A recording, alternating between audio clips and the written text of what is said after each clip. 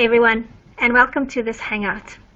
Today I'm talking about the systems approach and operating models. Why does every organization needs a operating model? And it doesn't matter whether you're a big organization or a small organization, you still need an operating model. The operating model is just like the skeleton of a human body. It's the skeleton of the organization. It helps you to actually identify when you start your business of what is your capabilities, what are you going to deliver, and how you're going to deliver it. So from that perspective, as a startup, it really helps you to understand your organization, what it's going to look like, and what will you develop into.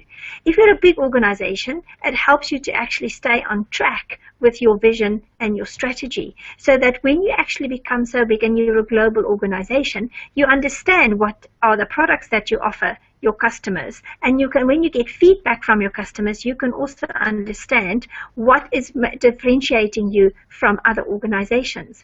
So an operating model is, for me, the most important part of your business case, or even from your strategy and your vision.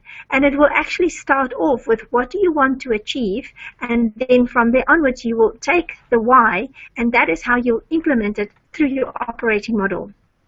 And the methodology that I use is called the systems approach,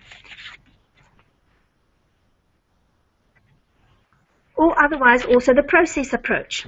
Now, if I'm correct, I'm not totally certain about this, but my understanding is that this methodology was created by the International Bureau of Standards, which is a global organization which standardizes systems, procedures, and quality aspects of an organization. So you can actually register your organization and prove that you are following certain processes to this organization, and they will then certify you as an organization that delivers with integrity.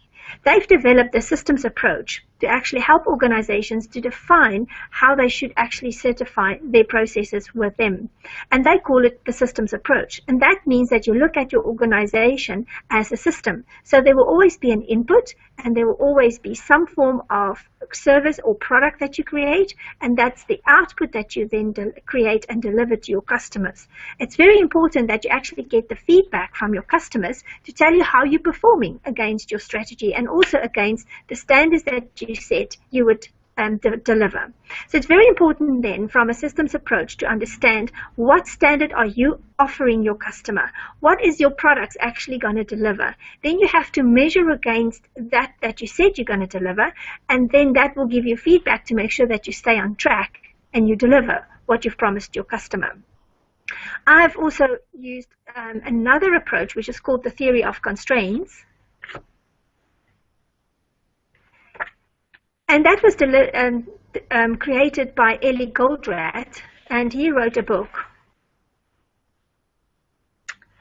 The Goal. It was one of the most exciting books that I've read from an academic perspective. He actually wrote the theory of constraints in a novel, and he explains it very well on how the theory of constraints work. And they are very high, and their big emphasis is on making sure that your system is balanced and that you actually deliver to your optimum capacity in your value chain. So that is from your customer order right through to your customer delivery. You actually have to balance and optimize the whole system. So the whole objective of the system is to deliver the same things and concentrate on the same things that will actually get the product out of the door.